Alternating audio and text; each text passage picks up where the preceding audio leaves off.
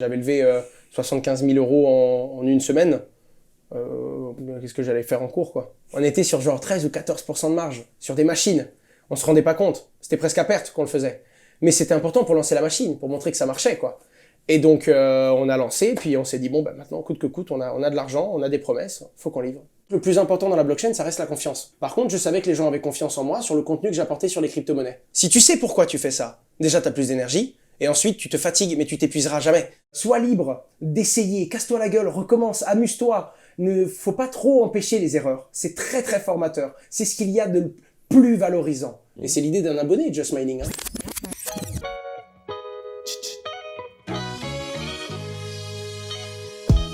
Chaque dimanche matin sur ma chaîne YouTube Grand Angle, une interview d'une personne avec un parcours extraordinaire qui nous inspire.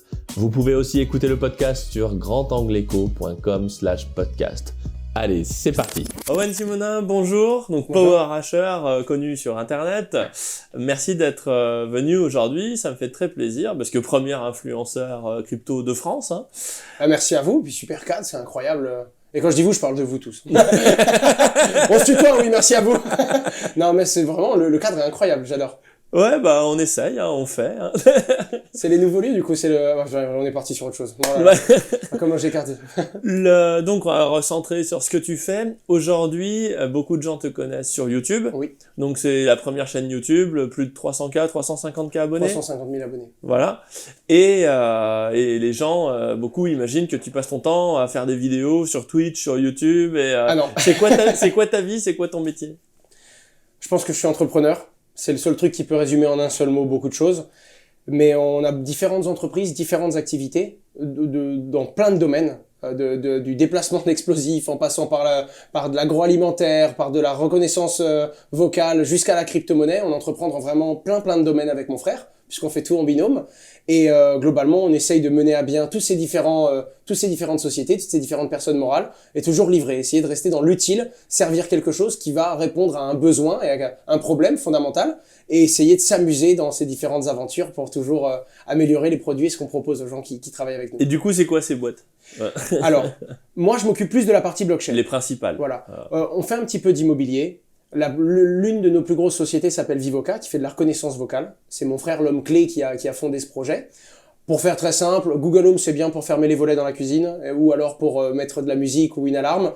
Mais si tu es le patron de Peugeot PSA et tu veux faire un assistant vocal pour aider tes employés à concevoir des moteurs, ben Google Home, il va rien comprendre. Et il va passer son temps à dire « je n'ai pas compris votre demande ». Eh bien, on fait de la voix sur mesure. En gros, c'est ça. Et c'est principalement du logiciel, que ce soit pour équiper des voitures, que ce soit pour équiper des bornes de commande, que ce soit pour tout. On va créer un logiciel qui va pouvoir comprendre des demandes même très spécifiques avec un glossaire un peu particulier. Donc ça, c'est qui tes clients pour ça? Alors, là, pour le coup... de ton frère, c'est ton frère qui s'en occupe. Globalement, ça va plus être des grosses structures, des institutionnels, mais il y a vraiment différentes typologies de clients. Principalement des gens qui vont avoir un hardware et qui vont vouloir simplifier l'expérience et l'échange avec leurs utilisateurs. Donc c'est beaucoup du B2B2C en général, parce que ce sont des gens qui vont vouloir faciliter l'accès de leurs utilisateurs à une application ou à quelque chose. Ce que je comprends pas, c'est que dans cette techno, soit tu préenregistres des phrases et puis quand elles sont prononcées, tu les reconnais et puis ça déclenche le bignou. Tout à fait. Soit il y a vraiment de l'IA derrière qui essaye de comprendre le message. Alors, c'est mais là, dans ce cas-là, il faut de l'ingénieur, c'est ça. Mais il y a ça, hein. C'est une équipe, ils sont une trentaine de personnes et il doit y avoir 24 ou 25 techs dedans. Hein. Donc c'est de la technologie pure et dure. Hein. Pour le coup, et moi, c'est le domaine que je maîtrise le moins, hein, cette technologie-là. Et le but, c'est de renverser Alexa, quoi. Enfin, en spécialisé dans les... Alors, non, parce qu'Alexa, justement, c'est un mainstream et on peut pas renverser Alexa, ni Google d'ailleurs. Parce que ce qui rend la pertinence dans la voix, c'est le volume, quand on est dans du mainstream. Ce qui fait qu'on peut pas dépasser Google, c'est que Google a un si gros volume d'entrée qu'il grandit et il mûrit beaucoup plus vite que les autres logiciels. D'ailleurs, c'était l'une des premières segments qu'on a voulu sortir, hein, c'était une box. À la base, c'était un hologramme, et on voulait faire de la box pour le particulier. Trompé de segment et surtout trop compliqué à lancer avec les moyens qu'on avait à l'époque. Alors que là, ça va plutôt être de l'intégration logicielle à grande échelle et globalement, on va utiliser des technologies qui existent déjà pour simplifier vraiment la façon dont l'homme va interagir avec la machine. C'est du B2B. B2B, quoi. B2B principalement, mais la plupart des entreprises B2B qui se tournent, c'est très souvent pour créer une solution qui, eux, s'adresse à leur B2C à eux, donc du B2B2C, principalement. Donc ça, c'est pour ton frère, 30 personnes, et toi, tu fais quoi? Alors moi, c'est Just Mining, la structure que je représente en tant que CEO. Just Mining, c'est une société d'investissement, donc il y a 3 façons d'investir dans les crypto-monnaies. Soit on achète une société qui est dans ce domaine, c'est pas donné à tout le monde, soit on achète de la crypto-monnaie, et on a une société là-dessus qui s'appelle Descoin, qui est régulée aussi, et dont mon collègue Julien est l'associé et l'homme clé de cette structure. Là, c'est vraiment de l'échange, crypto-monnaie vers euro et euro vers crypto-monnaie. Et Descoin, c'est le troisième pan de l'investissement, c'est sécuriser la blockchain. Comme c'est un monde comme c'est un monde sans intermédiaire, eh bien, il y a quand même des gens qui doivent sécuriser les transactions et sécuriser les blockchains. Que ce soit Bitcoin ou Ether, il y a des gens qui vont faire en sorte que ce système soit sécurisé, perdure et se développe. Eh bien, tout le monde peut sécuriser la blockchain, en tout cas les blockchains publiques, et on va être rémunéré contre ce travail de sécurisation. C'est ce que permet de faire Just Mining. Donc en fait, c'est ce qu'on Sébastien Gouspillou qu'on a reçu ici, lui il sécurise la blockchain avec sa boîte. Tout à fait. Lui, voilà. alors il est Donc il est tu sur vends un des de nos mini produits. Gouspillou. Ouais, alors il est sur un segment dans lequel on n'est plus trop actif. À la Sans base, Bitcoin. le mining, donc le mining hardware, Sébastien, c'est vraiment de l'installation de machines. Des machines qui vont sécuriser le réseau. On le fait de moins en moins, donc ça doit être 10% de notre activité. Parce que le hardware, c'est beaucoup plus compliqué à gérer. On a des clients du Canada jusqu'en Afrique et c'était très très compliqué et ça demandait beaucoup de volume humain et c'était très difficile à scale en fait. Alors qu'il y a plein de blockchains qui se sécurisent via du logiciel, via ce qu'on appelle des validateurs, des nœuds de réseau et ça nous a permis de gérer beaucoup plus de volume. Et comme on a eu énormément plus de demandes sur ces produits-là, naturellement, on a réaxé notre activité vers les demandes de nos utilisateurs. On a toujours du minage, parce qu'on a toujours des gens qui payent pas très cher l'électricité, mais globalement, ça va nous arriver, d'ailleurs maintenant, de commencer à faire de l'apport et à travailler en partenariat avec des sociétés comme Big Block Data Center ou comme d'autres structures qui proposent ce genre de solutions. Donc en fait, c'est là, parce que pour sécuriser une blockchain avec du hardware, c'est ce qu'on appelle la proof of work. Tout à fait. Et toi, ce que tu fais, enfin ce que vous faites chez Just Mining, c'est plus les proof of stake. C'est ça. Donc, tous les différents voilà. proofs en fait, parce qu'on fait quand même du proof of work quand on a de la demande. 10%. Mais en gros, c'est ça. Notre métier, pour le mettre vraiment à plat, c'est on va accompagner n'importe qui. Qu'il ait des compétences techniques ou non, mais n'importe qui a les moyens financiers d'investir dans la blockchain, et on va enlever toute la partie technique. Si jamais tu veux sécuriser la blockchain Tezos, on peut te proposer de monter un backer pour toi. Techniquement, toi, tu auras juste à mettre tes Tezos, donc à les déléguer dans notre nœud pour sécuriser le réseau, et on va donner tes commissions minorées de notre travail et de la commission qu'on va prendre. Et ça, c'est combien de personnes alors Alors aujourd'hui, on va être... alors, on a une petite partie qui est mutualisée sur l'autre société Descoin, parce que c'est la compliance, mais en gros, notre partie crypto avec Just Mining et Descoin, ça doit être un peu plus de 45 personnes, et sur Just Mining aujourd'hui, on doit être une trentaine. D'accord. Que sur cette structure. Et ça, c'est le principal de ton chiffre d'affaires qui nourrit tout le reste. Alors, enfin, c'est la structure qui permet au reste de se développer. On a une structure qui est encore plus en amont sur l'apport, et c'est la structure qui est devant ma chaîne YouTube.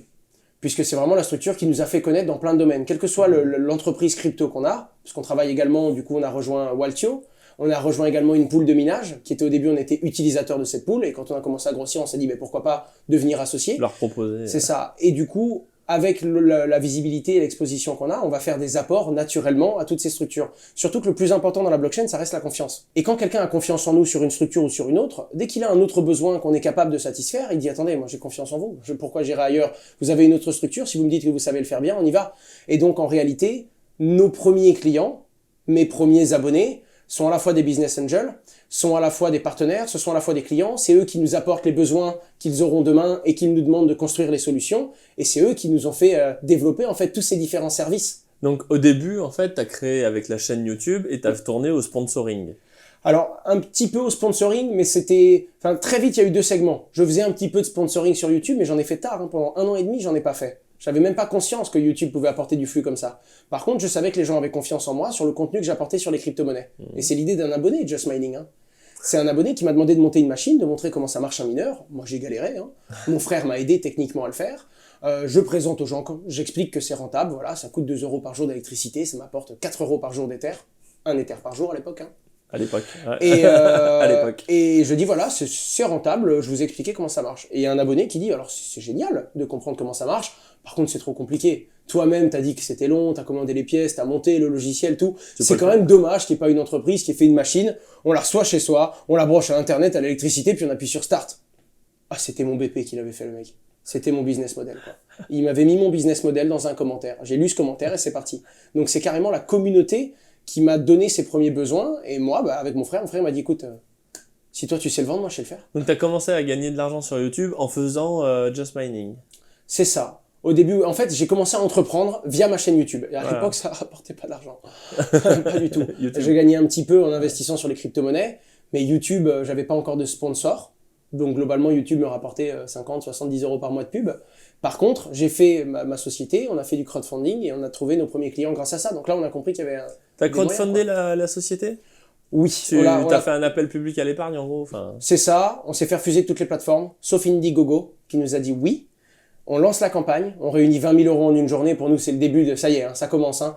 Puis finalement, après réévaluation de notre activité, trop financier pour eux, ils remboursent tout le monde et ils clôturent notre campagne.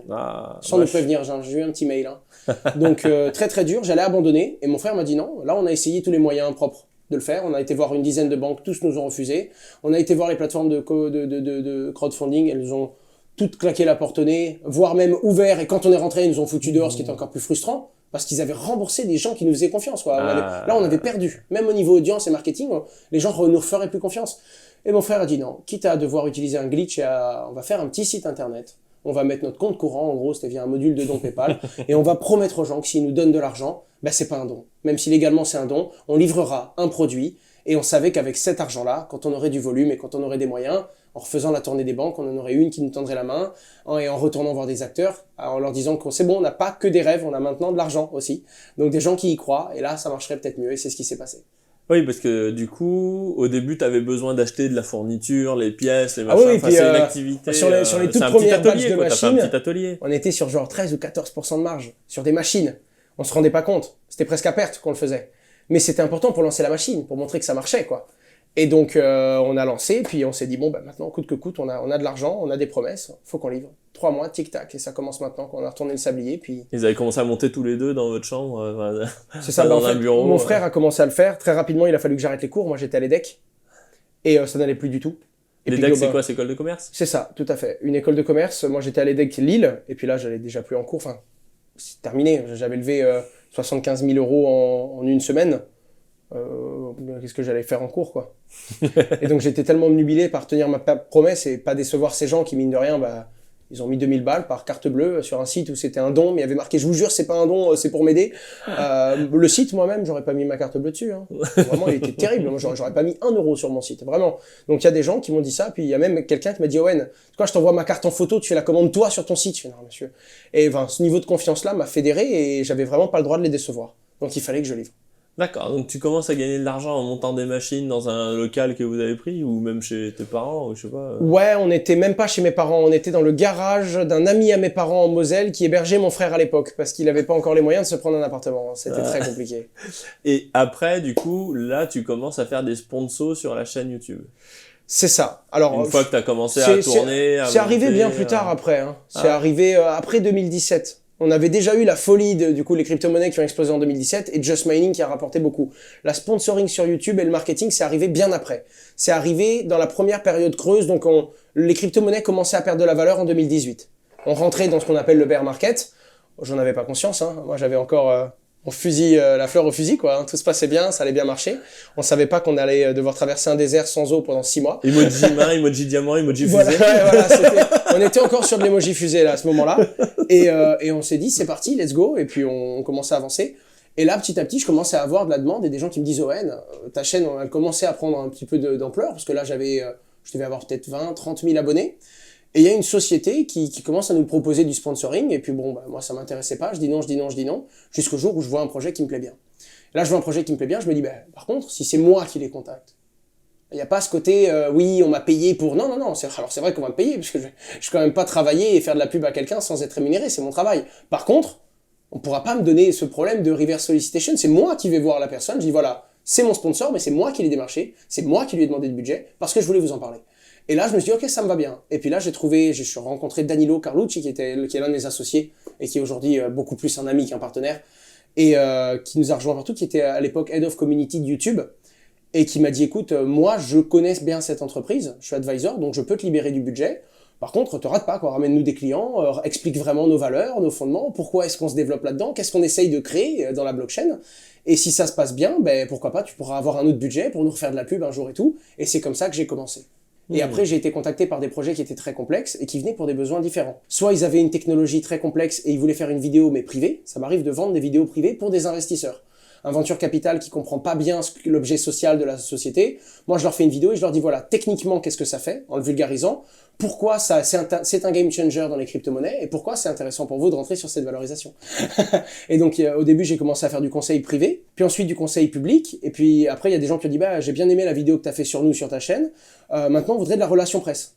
Je savais même pas ce que c'était, moi. Donc, je commence à me renseigner sur Internet, et puis j'ai commencé à devenir partenaire avec des médias, puis ensuite des gens qui voulaient des médias traditionnels. Donc, ils passaient par toi pour que tu ailles faire de la pub à la télé, quoi. Exactement. Et puis, petit à petit, j'ai commencé à, du coup, développer ce secteur de promotion, mais dans tous les domaines. C'est-à-dire qu'aujourd'hui, on fait de l'influence YouTube, spécialisée crypto, à travers 8 chaînes, de l'influence YouTube traditionnelle, donc quelqu'un qui a un produit très mainstream.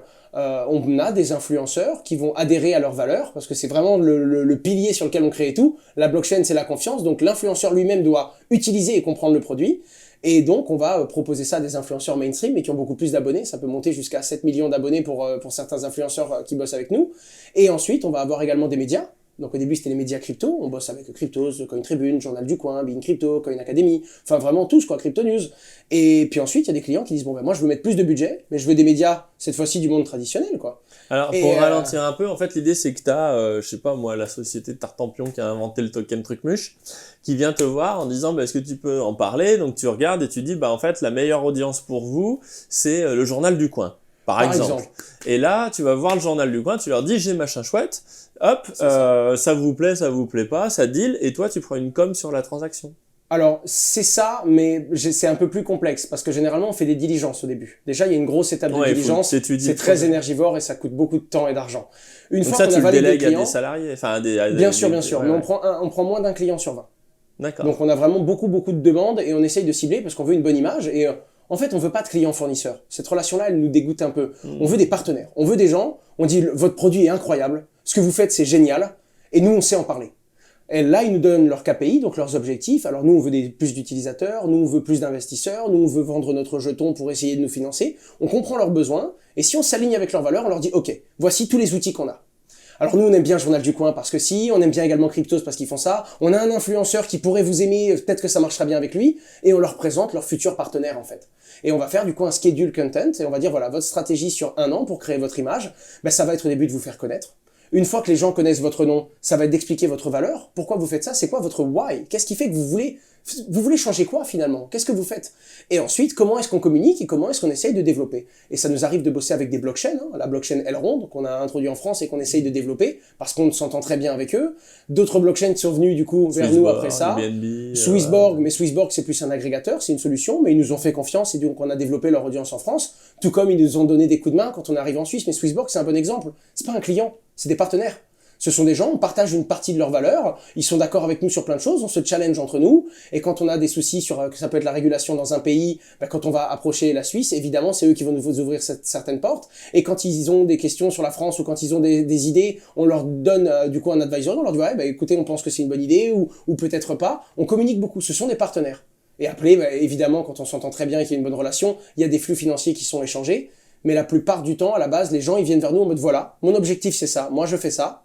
Et si on adhère vraiment, on leur dit, écoutez, on peut peut-être faire plus que ça. Et ça nous est même déjà arrivé de tomber sur des startups qui n'avaient pas les moyens, mais dont l'énergie était si folle, et les synergies étaient tellement évidentes qu'on s'est dit, bon, on va commencer, parce que c'est qu'une question de temps avant que vous y arrivez. Vous nous payerez plus tard. Payez-nous en token, et puis voilà, on verra plus tard. Ça, on le fait même quand il y a des sociétés qui ont des moyens. Pour nous, les tokens, c'est de l'argent, hein, vraiment. Hein. C'est pas du, la crypto-monnaie, c'est pas vraiment de la monnaie, non. Pour nous, c'est de la monnaie. À partir du moment où il y a un cours, où ça s'échange, où il y a du volume... ouais, c'est ça. Ce que je veux dire, c'est qu'une startup qui a pas les moyens de payer et qui a pas encore un truc, tu lui dis, bah écoute, suis-moi tes tokens, et si ça marche, bah ça vaudra quelque chose. C'est quand même compliqué, parce que 99% des prospects qui arrivent, ouais, on veut vous payer en token. Non, de base, non, c'est pas ce qu'on fait. Et surtout, c'est devenu gros. C'est-à-dire qu'au début, moi, j'étais le seul produit de mon entreprise finalement. Je vendais un petit peu de consulting. Là, aujourd'hui, il y a des fois, on fait passer des budgets entre 400 et 800 000 euros de budget annuel de marketing. Il faut beaucoup de canaux pour faire tomber ces budgets-là. Puis c'est des objectifs qui sont assez complexes. Donc, on a fait des partenariats avec des très grosses agences marketing dans le monde qui vont couvrir et qui vont aider nos clients à atteindre leurs objectifs. Oui, là, t'es pas payé en token. Voilà, et c'est plus du, voilà, un client qui me dit, rien que pour les normes, enfin, tout ce qui est LCBFT, donc lutte contre le blanchiment d'argent et financement du terrorisme, je prends pas 800 000 euros de token, enfin, non. Donc surtout qu'à un moment, on va travailler avec des gros. Si on veut par exemple, je sais pas moi, travailler avec les médias ou travailler, je sais pas, avec des grosses chaînes de télé connues en France, On peut pas arriver en mode oui, on va vous payer avec du Shiba Coin. Non, c'est pas possible, monsieur. On n'accepte pas ici. Puis donc voilà, ça dépend aussi des On fait pas clients. ça, les boutons de culotte, on prend pas. On prend plus. On les a pris à un moment. Hein. Quand on avait rien, on prenait ce qu'il y avait. Hein. Ça a eu payé, mais ça paye plus. C'est ça. Ouais, et ça, en fait, c'est une agence communication marketing. Tout à fait. C'est la H Consulting. H Consulting.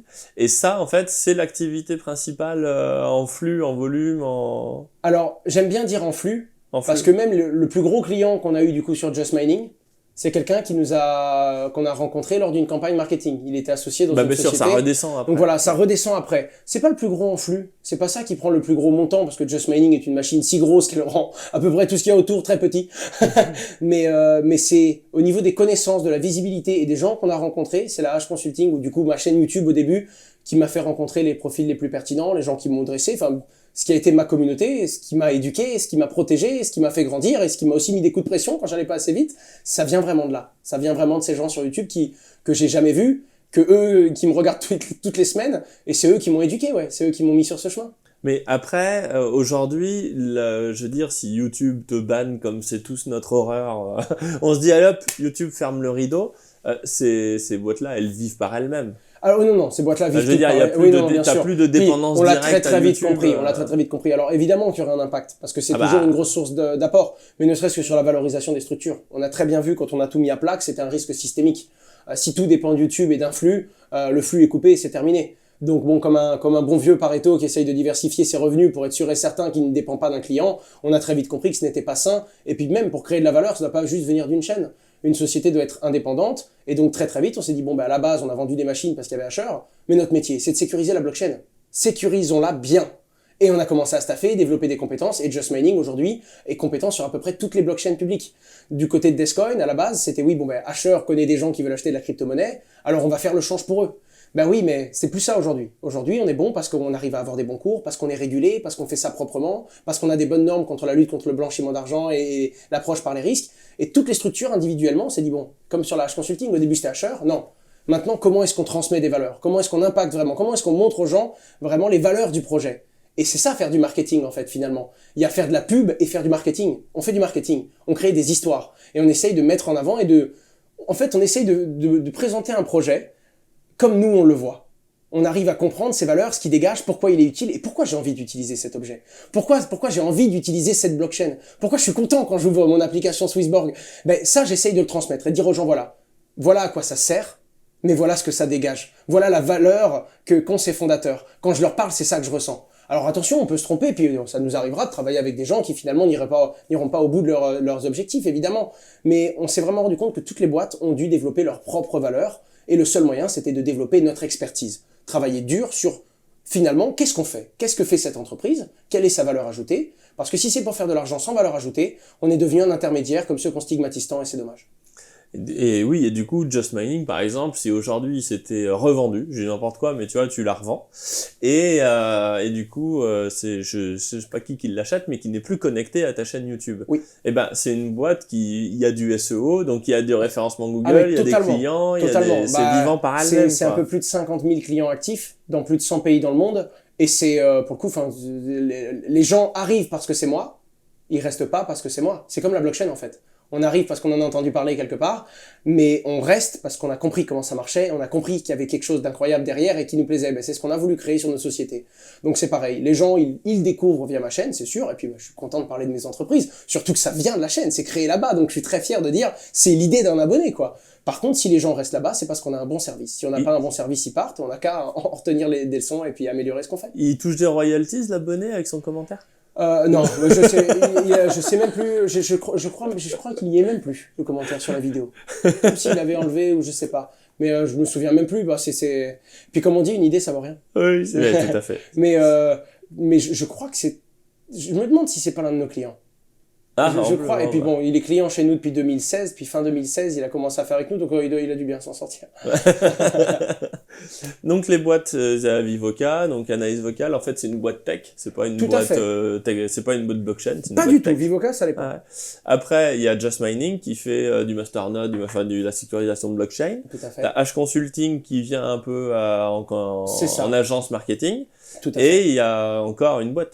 Descoin? Alors, Descoin, c'est le broker donc qui fait du change crypto-euro, euro-crypto. Pour le coup, c'est un broker Un régulé. exchange? Alors, C'est le pas prochain un exchange. Binance? Ça ressemble plus à un Coinbase qu'à un Binance D'accord. sur le papier. Mais globalement, oui. Alors, on a pas mal de features qui vont être développées et je sais que son CEO va tomber sur cette vidéo. Il va dire « Mais non, ça fallait pas le dire et tout, je parle toujours trop. » Mais en attendant, oui, c'est un broker qui était resté dans l'ombre pendant longtemps parce qu'on voulait pas prendre de la place sur le terrain tant qu'on n'était pas régulé. Ah oui. Donc au début, c'était vraiment sous la table. On avait des gens qui voulaient échanger de la crypto en euros. On n'avait pas de site public, en fait. On n'avait pas d'offre. Mais les gens venaient, on était compétents, on avait le droit d'exercer et de faire ça. Donc on leur permettait d'échanger des flux. Jusqu'au moment où on a été régulé. Là, on vient de sortir le nouveau site internet. Et très bientôt, on annonce plein de nouvelles fonctionnalités qui vont permettre aux gens d'acheter de la crypto-monnaie régulièrement et d'avoir accès à ce monde-là très très simplement. Mais qu'est-ce que ça apporte par rapport à Binance, Crypto.com, la myriade de gars qui permettent d'acheter de la crypto? Ça va être l'automatisation de ce flux, en fait. Déjà, on va vraiment enlever tout ce qui est complexe, parce qu'il y a encore beaucoup de gens... En fait, on devrait pouvoir acheter de la crypto-monnaie sans même avoir à comprendre comment marche la crypto-monnaie, de base. Et c'est encore trop complexe aujourd'hui. Déjà, c'est simplifier tous ces flux-là. Mais ensuite, c'est différent parce qu'il y a différentes cibles. C'est-à-dire qu'on a du B2B et on a du B2C. On a des gens qui viennent vers nous pour acheter de la crypto-monnaie, et eux, notre objectif, c'est que ce soit simple, mais qu'on arrive quand même à les éduquer. Parce que même si ça devrait être simple sans qu'on puisse comprendre comment fonctionne la crypto-monnaie, ben nous, on trouve que c'est quand même important que les gens la comprennent. Donc du coup, si tu veux que ce soit aussi simple que d'acheter n'importe quoi, ça veut dire que le wallet là-dedans, les clés privées, ça devient transparent et que c'est vous qui vous en occupez. Alors, on peut le faire, c'est vrai, mais dans notre phase d'éducation qu'on veut vraiment donner aux clients, c'est important qu'ils comprennent que dans la crypto-monnaie, c'est une vraie valeur de comprendre qu'il faut détenir ses propres fonds. Donc en fait, on veut que ce soit très très simple, tellement simple qu'il n'a même pas besoin de la comprendre pour pouvoir acheter chez nous. Mais quand il vient et qu'il s'adresse à nous, on lui dit par contre, le meilleur moyen et le meilleur service qu'on pourrait te rendre si tu achètes de la crypto-monnaie chez nous, c'est que quand tu partes, t'aies compris ce que t'es fait. Et t'aies compris comment ça marche. Et donc, on revend du matériel Ledger, par exemple, et on propose à nos clients de le faire. On leur recommande fortement d'utiliser Ledger. Donc c'est ça qui est un petit peu particulier, parce qu'en plus, on gagne beaucoup plus d'argent en conservant les actifs des gens. Ouais, bien sûr. Et à un moment, quand ils ont compris ce qu'ils font, nous laisser les fonds à disposition pour que ce soit plus simple et pour avoir plus d'agilité, c'est sain. Mais d'abord, c'est sain dans une seule condition, quand ils ont compris réellement que l'argent ne sera jamais plus sécurisé que si c'est dans leur propre portefeuille à eux. Mais tu vas être obligé de faire du KYC, mécaniquement. Ah, totalement, mais voilà. on le fait déjà, hein. Et puis KYC... plus. KYC voilà. plus, hein. Ouais, c'est ça, c'est Benoît Huguet qui me disait, on a le droit d'acheter des clopes, on a le droit d'acheter des tickets de loto, mais les cryptos, waouh. Ah non, faut faire très très attention. Ouais, attention, ça explose ces trucs-là. Ouais, ça peut exploser. mais c'est exactement ça. Donc, en termes de simplicité, enfin, je veux dire, par rapport à tous les exchanges qu'on connaît, le KYC, vous y avez droit. Les clés, il y a pas mal d'exchanges où on peut envoyer sa crypto sur des clés. La vraie grosse différence, c'est un produit qu'on n'a pas encore annoncé. C'est Owen Simona avec pas sa tête tout. sur la... pour le coup, alors, c'est nos valeurs qu'on partage avec tous nos associés. Mais c'est Julien l'homme clé de Descoin, et c'est sa vision qui est appliquée à cette structure. On s'est rendu compte qu'une société ne peut pas vraiment faire ça bien et y aller très très fort très longtemps si elle n'avait pas vraiment des visions et des valeurs. Alors les valeurs blockchain, crypto, on les partage tous. Je les partage avec mon ami Julien qui est à la tête de Descoin, mais c'est sa vision à lui qu'on va appliquer sur ce produit-là. Et c'est vraiment lui et sa façon d'aborder les crypto-monnaies, c'est comme ça qu'il va toucher les clients. Donc pour le coup, non, le gros truc qu'on va annoncer, c'est pas Owen en tête d'affiche ou sur un truc, pas du tout. Moi, je serais bien content de l'annoncer, mais ce sera vraiment les prochains produits qu'ils vont annoncer, c'est ce qui va faire la différence. Et ça va être de l'automatisation principalement. On va pouvoir s'exposer au monde des crypto-monnaies, comprendre ce qui se passe, sans avoir tous les jours à regarder, à dire je clique là, je fais ci, je suis là, je suis ici. Et c'est ça qu'on va vraiment essayer de donner aux gens.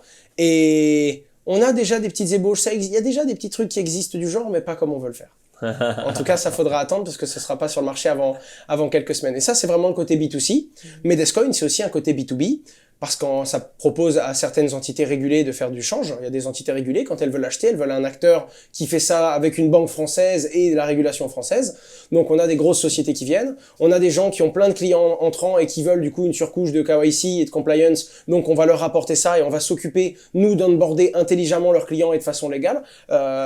Donc ouais, il y a vraiment plein d'aspects différents. On en parlait avant par téléphone. Comment est-ce que tu fais pour recruter? Parce qu'en fait, la stratégie, et c'est ce que j'essaye de faire aussi, c'est un homme clé par activité. Parce qu'à un moment, tu peux pas, tu finis écartelé et tu dors plus. Et... Principalement, c'est du hasard et on voit où ça nous mène. Non, c'est pas vrai. Pas du tout. Absolument pas. Tu t'es décomposé d'un coup. Non. Déjà, on essaye de voir vraiment est-ce qu'ils partagent les mêmes valeurs que nous. C'est un truc qui est important. Surtout qu'on a des gens qui viennent de tout horizon. On a des gens qui viennent de Madagascar, on a des Brésiliens dans l'équipe, on a des gens qui sont de Metz, des pures souches, on a des gens qui viennent de Corse et qui étaient des amis à moi d'enfance. On a vraiment des gens qui vont venir de plein d'endroits différents, avec plein d'histoires, de cultures bien différentes. Mais ils viennent comment? Alors globalement, ça va être principalement sur les réseaux. La chance qu'on a, c'est que du coup, grâce à la H Consulting, on a pas mal de canaux de distribution pour faire savoir qu'on recrute. Et il y a plein de gens qui adhèrent non pas à une boîte, mais aux valeurs de cet écosystème qu'on a essayé de créer. Et s'ils sont plutôt alignés avec notre discours et ce qu'on essaye de faire dans ce monde et comment est-ce qu'on veut apporter de la valeur là-dedans, eh bien, ils sont intéressés. Il y a des gens qui nous disent, voilà, moi, je cherche pas d'emploi aujourd'hui, mais sachez que j'ai telle compétence, et si un jour il y a quelque chose où on peut se rejoindre, même si je suis pas en recherche, moi j'aimerais bien rejoindre votre écosystème.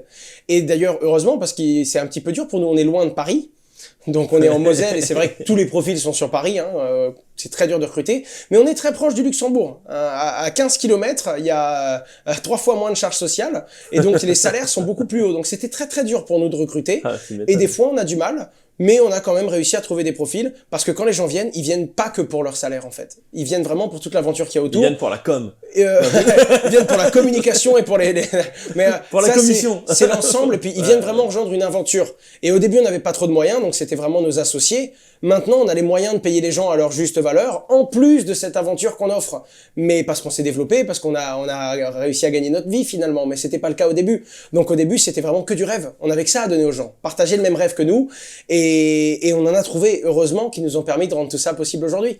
Et ben maintenant que c'est beaucoup plus simple, et puis il y a de la connaissance, et puis après, comme toute entreprise, on passe par des cabinets de chasseurs de tête, on donne les profils qu'on a, et c'est quand même eux qui vont chasser les meilleurs profils pour nous.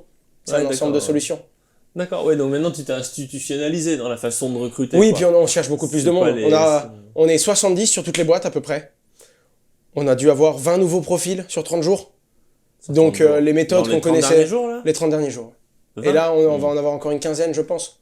Mais des nouveaux recrutements, tu veux dire? Nouveaux recrutements. Vivoca, Descoin et Just Mining, les 3 boîtes recrutent très très fort. On a acheté un bâtiment à Metz qu'on appelle modestement le château. Parce que très clairement, quand on est arrivé, c'était notre château pour nous. On sortait d'une cave. On a commencé, on avait un petit local. On parlait de cash burn. C'était même pas le cash burn de l'entreprise. Combien de temps on pouvait payer les salaires? C'était combien de temps est-ce qu'on pouvait payer les murs? On en était littéralement là, quoi. Et donc, quand on est arrivé et qu'on avait notre premier bâtiment, dans nos têtes à nous, c'était vraiment un château, quoi. On arrivait, on est très très fiers de ça parce que, enfin, on l'a fait. Mais parce que vous travaillez dans un bâtiment, vous n'êtes pas chacun chez vous? Ah non, pas du tout. Bon, il y a eu une période où forcément on essayait d'alterner les équipes. Mais ça à part, je veux dire, mais ça à part, non. Ils sont tous chez eux, ah ils font non, Skype, et on aime bien. machins. On en a quelques-uns. On a quelques profils seniors qui sont en télétravail, mais pour l'énergie que ça dégage le monde de la crypto-monnaie, on a quand même cet effet Wall Street un petit peu. Bon, alors faut faire attention parce que c'est pas du tout le cas chez Vivoca. D'ailleurs, il y a des moments où l'open space est scindé en 2 grosses équipes. Il y a l'équipe Just Mining Descoin et l'équipe Vivoca. Et il y a une équipe qui fait beaucoup plus de bruit que les autres. Parce que chez nous, ça crie, c'est ça. Puis on a un écran géant sur lequel il y a les chiffres d'affaires qui descendent. Et puis enfin, il y a eu vraiment une dynamique qu'on a. À la base, c'était un jeu pour nous. C'était un jeu et on s'est rendu compte que c'est dans cette énergie qu'on était bon, qu'on performait. Et finalement, on a créé tout un écosystème. Donc il y a des dortoirs pour ceux qui veulent dormir sur place. S'il y a un problème d'ego, c'est sur FIFA que ça va se régler. C'est très particulier. C'est une équipe qui est très très jeune, qui est très dynamique, enfin qui était très très jeune. Maintenant là, on est en train de prendre des profils beaucoup plus seniors parce qu'il faut réussir à prendre de la maturité sur notre produit, sur ce qu'on fait, sur notre recul. Mais bon, enfin, un DAF, il a 60 ans, il arrive, la moyenne d'âge c'était 25, tout le monde se tirait dessus. Mais c'était très dynamique. Et bon, les gamins. Mais du coup, c'est une diversité de recul, d'expérience qui est incroyable. Est-ce que ce côté un peu Google avec il y a des piscines à balles et des punching balls pour se déstresser on a ce côté un petit peu on a ce côté déjà on aime le fait que certaines personnes ils viennent même pas au bureau pour bosser. Ils viennent d'une journée où ils avaient pris un jour de repos, ils devaient pas venir, ils viennent parce que bon, j'ai envie de jouer, je suis bien là quoi. C'est ça qui est bien. On a réussi à créer quelque chose, il y en a beaucoup qui sont très bien au bureau. Très très bien. Et ça pour moi c'est important. Déjà parce que moi je passe 99,9% de mon temps au travail, à peu près. Au bureau? Et quand je me réveille je suis en retard donc je vais vite au bureau. Et quand je rentre chez moi je me couche vite parce que le lendemain je dois revenir tôt. Tu dors là-bas toi? Non. Alors de temps en temps, moi je suis à 7 minutes en voiture du bureau donc c'est quand même dommage de dormir sur le bureau. Mais oui, quand on termine à 4h du matin, qu'on a un rendez-vous à 8, on dort sur place. Ouais. Mais puis on a tout mis en place, on a fait en sorte maintenant on n'a plus de place, donc on commence déjà à chercher d'autres bureaux dans le même coin. Mais oui, il y a des salles de détente, il y a des écrans partout, il y a des consoles. Globalement, dès qu'ils ont voulu une console, ils ont fait un vote à l'unanimité, ils ont toujours été pour acheter ce qu'ils voulaient. Donc la société finance tout type de jeux vidéo. Et globalement, il y a des casques à réalité virtuelle.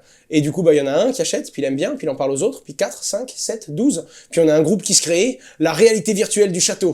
Et puis c'est des groupes qui se développent, et puis après il y en a qui jouent aux échecs. Donc ça fait des petits groupes de personnes qui se développent et qui parlent des échecs et qui commencent à jouer entre eux. Puis après ils découvrent qu'il y a des échecs en réalité virtuelle, donc ils commencent à s'affronter. C'est incroyable. Là, c'est vraiment un truc où, c'est vraiment un jeu en fait. On a réussi à faire ce truc où beaucoup nous disent non, moi je me lève pas pour aller bosser. C'est un bateau de pirate le truc en fait. On se lève et puis moi aujourd'hui je vais monter le mât quoi. C'est parti, on y va. Et c'est ça qui est génial et qui nous donne beaucoup d'énergie quoi. Ça c'est parce que globalement c'est toi et ton frère, ça c'est votre délire à la base. Et c'est parce que vous travaillez là-bas que ça reste là. Est-ce que tu penses à pouvoir arriver à conserver cette culture d'entreprise avec des... Oui, parce que c'est pas la nôtre, c'est pas une culture qui est issue de notre vision à mon frère et moi. C'est vraiment une culture qui est issue et qui est en adéquation avec nos valeurs. Et quand je dis nos valeurs, c'est pas mon frère et c'est pas les valeurs qu'on a avec mon frère. Ah, vous avez commencé tous les deux. On a commencé tous les deux, mais très rapidement, il y a eu mon associé corse, Laurent Gradiagne, qui nous a rejoint et qui est arrivé dans les quelques mois. Julien, quand il a pris la tête de Descoin, il était enfermé dans nos bureaux. À la base, Julien, c'était un employé de Just Mining. Et quand je dis enfermé dans le bureau, c'était vraiment comme ça qu'on avait l'impression, quand on était enfermé à travailler toute la journée. Fallait qu'on s'en sorte, fallait qu'on rapporte suffisamment de pain pour manger, quoi. Hein, on en était là. Et en fait, c'était plus un groupe de potes qui... Et puis chez Vivoca, il y avait déjà quelques associés. Il y en a quelques-uns qui sont partis, puis d'autres qui avaient nos valeurs et qui ont commencé à partager. C'est plus une vision commune que tout le monde a acceptée. Et quand on recrute quelqu'un, même si mon frère et moi on n'est pas là, Thibaut, qui est le directeur des opérations de Just Mining, il va poser nos valeurs sur la table, il va dire voilà, nous on est ça. On est ça, on fonctionne comme ça, et c'est ça qui nous donne envie d'y aller. Tu te rejoins à la partie. Est-ce que vous faites des entretiens annuels, des rapports d'activité? Totalement. Comment est-ce que tu gères en fait ce côté cours d'école où chacun, ils sont tous là pour bosser, et je suis sûr qu'ils sont passionnés parce que c'est leur truc, mais en même temps, tu vois. Alors déjà, la bonne nouvelle, c'est qu'on a des chefs d'équipe. Alors pour Just Mining, je parle. Hein. Déjà, faut bien comprendre que toutes les boîtes sont pas non plus gérées exactement de la même façon. Descoin, c'est pas Just Mining, c'est encore moins Vivoca. Et puis ne serait-ce que sur la méthode de fonctionner, les méthodes de financement, le marché, l'attitude et puis même le mood de l'équipe. On a les mêmes valeurs, mais pas forcément la même façon de fonctionner. On est assez cadré sur ça. Par exemple, Just Mining, tous les 30 jours, on a un récap des objectifs, d'où on en est sur les chiffres. Ça tombe sur la boîte mail à la fin du mois. Tous les trimestres, on a un récap où on se réunit avec tout le monde, associés, employés, tout le monde, alternants, stagiaires, tous les collaborateurs en fait, tous ceux qui travaillent dans le même objectif et pour aller dans la même direction, on se rejoint puis on fait un mois. On fait un point. Qu'est-ce qu'on a fait ce mois-ci? Où on en était? Sur ce trimestre, est-ce qu'on est dans les objectifs? Qu'est-ce qu'on a bien fait? Qu'est-ce qu'on a mal fait? Comment est-ce qu'on peut s'améliorer? Est-ce qu'il y a des gens qui ont des choses à dire? Et il n'y a pas trop de... C'est encore très horizontal dans la prise de parole. Celui qu'on écoute le plus, c'est pas moi. C'est pas parce que je suis CEO. Celui qu'on écoute le plus, c'est le plus pertinent. Et le jour où c'est un stagiaire qui a une idée de génie, pendant une semaine, il va l'idée son idée, il va nous la poser. Alors évidemment, on va la cadrer. Et puis on va pas, dès qu'il y en a un qui a une idée, tout arrêter puis aller dessus, parce qu'on se doit d'avoir une certaine cohérence et une certaine structure maintenant qu'on est régulé et qu'on a un certain cadre à tenir. Malgré tout, tout le monde a l'opportunité d'eux. Et même une personne, même si elle est là en stage, qu'elle est là que 3 mois à nos côtés, si elle a une idée pertinente, on va sérieusement la considérer, on va essayer de se poser dessus et essayer de voir ce qu'on peut en tirer. Et pour ça, et pour toi, ça c'est quelque chose que je constate dans beaucoup d'entreprises qui sont jeunes. Parce qu'effectivement, le patron fondateur ou l'équipe fondatrice est là, et globalement, il y a cette crédibilité en disant on peut se permettre de déconner parce qu'en vrai, le gars en qui on a confiance, ou le petit groupe, c'est les capitaines du bateau, il est là, et du coup, on est... Et globalement, moi, mon sentiment, c'est que plus tu grossis, plus tu fais venir des tu remplaces le patron par un administrateur, et le problème de ça, c'est que l'administrateur, il remplace la légitimité par l'autorité. Ouais. Et ça commence à mettre des middlemen et on perd les messages des fois on transmet l'objectif mais sans la valeur qui va avec. Il faut savoir. Ou on retient l'information pour que le gars dessous il soit obligé de. Ça. Et la règle d'or chez nous, c'est fais pas tes to-do. Comprends pourquoi tu dois les faire. Si tu sais pourquoi tu fais ça, déjà t'as plus d'énergie et ensuite tu te fatigues mais tu t'épuiseras jamais. Parce que tu sais pourquoi tu vas pousser ça. On n'est pas en train de mettre des pierres pour mettre des pierres. Non, on sait. Et surtout, on sait tous d'où on vient. C'est-à-dire qu'on est peut-être associé ici ou là. Quand on a acheté le bâtiment, on a tous été peints les murs. Quel que soit le taux horaire de chacun, quel que soit son objectif, quelle que soit sa position. Alors certes, à un moment, on doit se concentrer sur ce qui compte et ce qui crée de la valeur. Mais en attendant, on s'est dit, on veut acheter le bâtiment. On a demandé à tous les employés et collaborateurs qu'on avait, il y a qui veut être associé? On l'achète ensemble, ce bâtiment. Et on a été 11 à acheter le bâtiment dans lequel on est. Et vous étiez combien dans l'équipe? Vous étiez, je crois qu'il y en a 5 de chez Just Mining, en 3, tout, 4 vous de étiez chez... combien là, à cette époque? En toute boîte comprise, on devait être une trentaine. Il y en a 11, et il y en a 11 qui qui ont acheté sur 30. Donc tu as 30% d'associés sur le bâtiment. Sur le bâtiment. Et comment il gagne sa vie, le bâtiment? C'est les loyers des boîtes? Alors, c'est les loyers des boîtes, oui. En fait, on a fait forcément une structure dans l'immobilier. Et on s'est dit, bon, voilà, au lieu de tous les mois payer un loyer et rembourser la dette de quelqu'un, autant, nous, on sait faire de l'immobilier aussi. Pourquoi on n'achèterait pas ce bien? On sait faire des travaux. Pourquoi on ferait pas ça? On a un mec qui est bon dans l'immobilier parce qu'il nous a aidé là-dessus, donc il intervient. On a des copains, on a des clients qui sont là-dedans, qui peuvent nous rendre tel service et tout. Et puis on a construit avec... on bootstrap, en fait. On utilise les moyens qu'on a, le réseau qu'on a. On se dit, voilà, on a les compétences d'eux. Ça vous dit, on le fait. Oui, qui veut en être? Alors, on peut pas faire ça sur toutes les boîtes, parce que si quand on crée une boîte, il y a 49 personnes qui veulent 0,2% pour démarrer, non, ça devient n'importe quoi. Mais en attendant, il y a des gens qui se disent, voilà, moi j'aimerais un peu plus que simplement avoir un salaire à la fin du mois. Et ça, c'est un discours qui nous impressionne et qui nous plaît beaucoup. Parce que quand un de nos gars vient nous voir en mode, ouais, j'aimerais en être en fait, mais en être vraiment, ça veut dire qu'il croit en nos idées. Ça veut dire qu'il croit en cette histoire et qu'il y croit tellement que il a compris que la valeur venait de là. La valeur, c'est ce qu'on est en train de créer, c'est l'entreprise. Et c'est ça. La valeur, c'est pas juste avoir un gros salaire à la fin du mois. Et c'est quoi alors? C'est quoi? Comment tu verrais justement pour garder cette horizontalité et garder ce contact Alors franchement, je peux pas savoir parce que je ne sais même pas si je serai l'entrepreneur qui aura les épaules de porter les projets jusque-là. C'est-à-dire que moi, je pense être très très bon pour démarrer une entreprise. Porter une bonne base, une bonne valeur, des moyens et aller vite, fort. Par contre, je suis encore en train d'apprendre l'entrepreneur que je suis, et puis même rien dans la vie, j'ai 24 ans, je suis encore en train d'apprendre qui je suis, ce que j'aime, comment, pourquoi. Et puis là où j'avais beaucoup d'incertitudes, je commence à avoir certaines convictions, et je comprends qu'il faut avoir des convictions, mais toujours accepter de les remettre en question pour aller toujours plus fort et plus vite, en fait, et c'est sain. Et donc, je veux pas poser maintenant de cadre que je vais suivre, parce que je sais que le cadre, il va bouger. Je veux vraiment, et encore une fois, revenir sur ce terme que j'utilise 1000 fois, mais le pourquoi est-ce qu'on fait ça? Les valeurs doivent être fixes. On doit rester comme nous sommes, avec ces mêmes valeurs. Par contre, le plan va changer. Le plan change tous les matins. Et c'est ça, on doit rester agile, on doit être capable de se réinventer, de se reconstruire rapidement. Parce que, aujourd'hui, 70% de ce qu'on vend chez Just Mining, c'est un produit qui n'existait pas il y a 2 ans. On l'a compris, ça. Le marché est un métamorphe, sa structure bouge en permanence.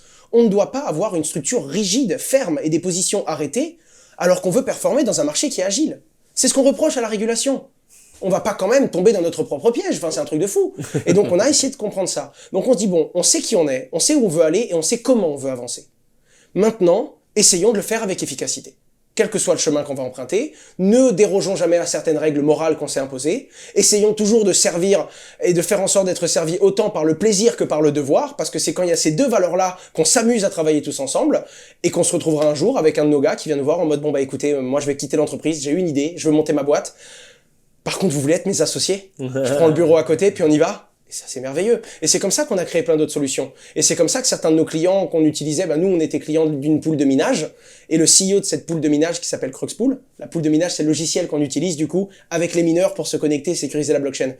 On a travaillé avec lui, puis un jour il est venu, il fait, oh, j'ai envie de vous rejoindre. Vous voulez pas me rejoindre? On fait ensemble, quand on a une levée de fonds, on parle, on explique, et puis on se rejoint, c'est parti, on croise le fer, et puis on a les mêmes valeurs, alors pourquoi pas entreprendre ensemble? Et on a commencé à, en gros, s'axer avec d'autres entrepreneurs. C'est comme ça qu'on a rencontré également Pierre de chez Waltio, et qu'on a commencé à rejoindre. Il a dit, écoutez, moi je suis plutôt aligné, puis on lui dit, ouais, je pense qu'on peut t'aider, puis on aime bien tes valeurs. Il a dit, allez, c'est parti, on y va. Et on construit avec eux. Donc on ne peut pas poser maintenant, sachant que toutes les boîtes sont quand même différentes, hein. Chaque boîte doit avoir sa propre entité, sa propre identité aussi. C'est très important. On ne doit pas tout mélanger. Par contre, c'est une seule équipe d'entrepreneurs. C'est un seul groupe, c'est une famille. Par contre, il y a certains compartiments, il y a des boîtes qui peuvent être un peu plus souples que d'autres, parce que maintenant qu'on est régulé, on peut plus se permettre de faire des choses qu'on faisait avant, etc., etc. Et on a bien compris que chaque boîte devait avoir sa façon d'avancer, mais moralement, on est tous alignés sur les mêmes choses. Donc, je veux garder une certaine agilité, mais je sais qu'il va falloir faire verticaliser certains axes. Je le vois sur les volumes qu'on passe. On peut plus se comporter aujourd'hui quand on gère 2 ou 3 millions d'euros que maintenant qu'on gère des centaines de millions. On peut pas gérer de la même façon, on peut pas structurer ça de la même méthode. Et puis pareil, rester performer sur 2 ou 3 millions d'euros d'assets, c'est pas le même métier que performer sur 200 bars. C'est pas la même chose. Et donc on doit le comprendre, on doit avertir nos clients, on doit continuer à les éduquer, mais c'est pas les mêmes profils. Un client qui vient déposer 3 000 euros d'épargne, c'est peut-être beaucoup d'argent pour lui, il faut faire attention, il faut le protéger. Faut l'éduquer parce que il peut se mettre en danger s'il sait pas ce qu'il fait. Et à l'inverse, il y a des clients qui viennent qui font voilà, moi j'ai 50 millions, je veux pas poser de questions, je veux ça, vous me mettez ça et puis ça se passe comme ça, pas de souci. C'est pas le même profil et donc c'est pas le même comportement qu'on va devoir adapter et qu'on va devoir mettre en place pour satisfaire simplement les besoins de cet utilisateur. Et donc on le comprend et on essaye toujours de rester très agile et ça passe par la communication. Bien qu'on se verticalise, on écoute toujours, on prend le temps de se parler. On s'arrête, on se fait des réunions toutes les semaines, on prend le temps d'écouter et on fait bien comprendre à tout le monde que c'est la pertinence que l'on reconnaît et pas le grade, le nom ou ce qui est marqué sur ta fiche de poste, quoi. Ça nous intéresse pas. Et c'est comme ça qu'on a des profils qui étaient absolument pas là. Enfin, un associé de la société de Vivoca, un jour on a eu vraiment besoin de lui, il a pris le lead sur une grosse opération qu'on avait sur Just Mining parce qu'il était pertinent. Il était vraiment capable d'eux. Alors évidemment, il peut pas tout faire, puis il peut pas arriver et dire je fais ça comme ça, c'est pas la même société. Mais en attendant, sur ses idées, on avait un problème sur lequel on n'arrivait pas à débattre, et lui, il avait un très bon point de vue. Et lors d'une discussion très ouverte, qui n'a rien à voir, du coup, c'est une discussion hors société, et ben c'est lui qui nous a apporté les clés et les informations qui nous ont permis d'être pertinents sur notre domaine et sur notre structure à nous. Donc on reste ouvert, on discute, on parle et on échange. On n'oublie pas d'où on vient et on essaye surtout de se dire que bon ben il y a peut-être des murs entre nos bureaux, mais on peut très bien se dire les gars, j'ai une idée, est-ce qu'elle est stupide ou est-ce qu'elle est pas si stupide finalement? Et c'est comme ça qu'on a créé, c'est comme ça qu'on innove, c'est comme ça qu'on arrive à apporter des solutions à des besoins qui sont en train d'arriver et qu'on distingue à peine. Parce qu'on le ressent, et puis on est tous utilisateurs de la blockchain, utilisateurs des crypto-monnaies, et donc on sait de quoi ont besoin les gens. Parce qu'on en a besoin nous aussi. Et quand ça n'existe pas, on le crée, si on en a les moyens. Et toi alors, tu viens d'où à la base, gamin? Tu ressemblais à quoi? Qu'est-ce que j'étais c'est famille riche? J'avais les mensurations pauvre d'un frigo quand j'étais petit. Non, j'étais très. Non, alors moi je viens de Corse à la base. Mon papa vient du Jura. Ma maman est née en Corse. Famille qui n'est pas du tout une famille d'entrepreneurs. Hein. Mon papa est devenu champion de France de musculation 1 an avant l'année de ma naissance, en 1996. Ah ouais. Ouais, mais c'est ce que je dis. Ça se voit pas. Et pourtant, vous avez vu le potentiel que j'ai? Mais ouais, non, ça se voit pas du tout. Moi, j'ai pas les mêmes délires. Lui, il aime beaucoup le sport. Naturellement, il est parti là-dedans. Il a entraîné un joueur d'Ajaccio, un deuxième, puis il a commencé à exercer, puis ensuite, légalement, il avait le droit de travailler pour le club, puis un deuxième club français, puis il a fait le tour du monde. Et puis, on l'a un peu suivi, donc on a découvert beaucoup de choses, on a beaucoup voyagé, ce qui nous a beaucoup ouvert la caboche, et puis on a compris beaucoup de choses en voyageant à droite à gauche, et dire, bon, dans... À quel âge? Du coup, on a commencé, la première fois que je déménageais, je devais avoir 6-7 ans pour aller à Metz, si je dis pas de bêtises. Puis jusqu'à mes 15-16 ans où j'ai commencé à voyager, jusqu'à mes 16 ans où il a dit bon tu termines ton lycée, puis après t'es grand, quoi, tu voles de tes propres ailes. Et puis à 18 ans, j'ai tout mis dans ma voiture, j'ai été à Lille et puis j'ai fait les decks. Donc ce côté, on a vu beaucoup de choses, on a compris qu'une vérité ici, c'était peut-être pas une vérité à l'autre bout du monde. C'était peut-être ce qu'on t'avait dit, mais qu'il faut être capable de te rendre compte que c'est pas parce que c'est vrai pour toi. Il faut comprendre que si t'avais pas eu la même vie, si t'avais pas eu les mêmes traumatismes, si t'avais pas vécu les mêmes choses, t'aurais peut-être pas le même discours et tu serais peut-être pas d'accord avec toi-même. Et pas parce que la personne en face a fondamentalement tort, mais simplement parce que tu ne peux pas le voir avec ton histoire, tu ne peux pas le voir avec ton scope en fait. Donc famille riche ou plutôt famille... Pas du tout. C'était même un petit peu compliqué. Ma maman qui était artiste peintre, elle a eu un accident de voiture assez violent. À ce moment-là, mon père, lui, il était artificier. Hein. À la base, il était même pas encore devenu champion de France de musculation, donc il n'est pas rentré dans le monde du football. Et donc très très compliqué. Jusqu'au moment où il a commencé à gagner un peu mieux sa vie, mais il nous a quand même fait un constat qui était très simple en disant les enfants, j'ai un bon rythme de vie maintenant, je peux vous payer des bonnes études, mais moi je vais pas vous laisser de boulangerie, je vais pas vous laisser d'entreprise, je vais pas vous laisser de... Moi j'ai rien à vous laisser. Vous avez des bonnes études, je peux vous construire et vous pouvez faire un bon parcours, je peux vous accompagner là-dedans. Par contre, à la fin de ce parcours, si t'as rien appris et que t'as pas travaillé pour toi, moi je pourrais rien te laisser. Et donc ce petit coup de boost de la vie en mode il nous a laissé faire plein d'erreurs et je pense que c'est vraiment un truc où je m'en rends compte maintenant, je me rends compte de comment j'ai été éduqué maintenant que j'arrive à comprendre ce que c'est l'éducation finalement. Et je me dis waouh, c'est un truc de dingue parce qu'il faut à la fois laisser faire des erreurs, c'est très important. Sois libre d'essayer, casse-toi la gueule, recommence, amuse-toi. Ne faut pas trop empêcher les erreurs. C'est très très formateur. C'est ce qu'il y a de plus valorisant. Je suis content de m'être cassé la gueule toute ma vie et d'avoir réessayé. J'aime me casser la gueule, putain. C'est génial. C'est ça qui m'a formé beaucoup. Et du coup, je suis très content que mes parents m'aient laissé. Parce que quand ils m'auraient fait éviter de faire toutes mes bêtises... Ah, c'est quoi tes bêtises Alors, et là on y vient, parce que du coup, il y a quand même certaines bêtises où il faut pas aller jusqu'au bout. Parce qu'en fait, ce qui ne te tue pas te rend plus fort, c'est vrai. Ouais, mais si ça te tue... et donc, il faut quand même avoir cette limite de dire non. Et c'est là, et c'est le discours de mon père, c'est deux choses, c'est ne me mens jamais. Jamais. Ça, c'est interdit. Tu ne mens pas. Bon, on a bien détourné la règle 2-3 fois, 2-3 moments, mais ne me mens jamais sur les choses importantes de la vie. Et surtout, sois toi-même. T'as ton nom, c'est le nom de famille, c'est ce qu'on essaie de créer, c'est ce qu'on représente, c'est nos valeurs, et ça c'est important, il faut les pousser. Il faut montrer qui on est, et ne fais jamais de choses que tu vas regretter. Ne fais jamais de choses où tu as le droit de faire des erreurs. Tu as le droit de faire des erreurs, et même de faire quelque chose de grave en essayant de faire bien. Ce sont des choses qui arrivent. La vie fait que tout le monde peut. Et puis tu peux rater une marche en sortant, puis te cogner la tête contre une pierre, et puis tu meurs demain. Ça arrive. Donc essaye de suivre cette ligne-là. Ne mens jamais, en tout cas à la famille, et surtout, pousse ces valeurs-là. Et essaye de faire ça avec du cœur, et d'y aller vraiment. Et ça, c'est les valeurs que nous ont données même mon papa et ma maman. Et donc, dès qu'on a voulu faire un truc, on l'a fait comme ça. On s'est raté, mais on a essayé de faire ça bien. Et puis, on a essayé de jamais mettre de mauvaise volonté, et puis d'y aller fort. Et puis après, avec mon frère, on s'est basé là-dessus. Et là où mon frère était très open source, lui, il est tech à la base, hein, il a fait Epitech. Donc lui, c'est un ingénieur en informatique. Il a eu deux câbles qui se sont touchés dans son cerveau quand il a eu un double diplôme à Canterbury, en Angleterre. Et au moment d'arriver, il aurait dû demander un double diplôme en ingénieur en informatique. Il faisait partie, je crois, des top 50 Epitech en France, donc il a pu aller là-bas, c'était son objectif absolu. Et quand il est arrivé, il a dit, moi je veux un double master, hein, et puis au lieu de cocher ingénierie, il a dit, gestion d'entreprise. Et donc il est arrivé, il parlait pas anglais, et il s'est retrouvé en un an, devoir apprendre l'anglais et apprendre, tu vas faire de la compta maintenant mon chéri, ça va te faire tout drôle, parce que toi tu as fait que des codes jusqu'à présent. Et là, il s'en est sorti, il a eu les 2 diplômes, donc il s'est commencé à se tourner un peu vers l'entrepreneuriat là, puis il a fait un stage. Puis il a conduit un jour, c'était Ethics, une grosse société, un gros fonds, si je dis pas de bêtises, qui gère des data centers au Luxembourg.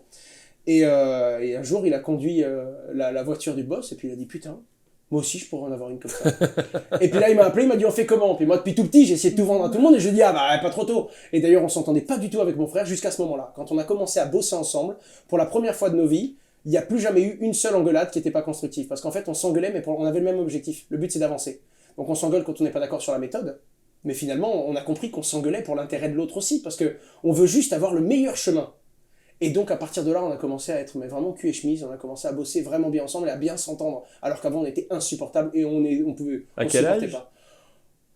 Je lui dois cette cicatrice, c'était tendu, hein, non, quand je vous dis que c'était vraiment tendu, mes parents pouvaient pas aller au restaurant, c'était très très sport, l'enfance qu'on a eu là-dessus, les gens disaient ouais, Owen et William se battent tout le temps, non c'est faux, il a 4 ans de plus que moi, et quand on est gosse, la corpulence ça joue. Alors certes, j'étais un petit peu plus rond, mais non, mon frère m'a frappé toute mon enfance, non, on s'entendait vraiment pas, mais la corrélation, ça n'a jamais été méchant, attention, hein, parce que il y avait mes parents qui étaient autour, et qui est vraiment de la méchanceté de l'un envers l'autre, et on aurait été recadrés très clairement, rapidement, mais non, on n'était pas copains en gros, on n'était pas super potes quand on était plus jeune, parce que j'étais le petit frère chiant, et lui c'était le grand frère qui aimait pas le petit frère, hein, c'était comme ça, quoi. Et puis quand on a commencé à bosser ensemble, d'un coup, avec mon frère on a une super bonne relation, on s'amuse, on s'éclate, et on est content de faire cette partie ensemble, en tout cas moi je le suis. Ouais. Et comment gamin, t'en es venu à vouloir faire du business en disant putain mais en fait il y a moyen de...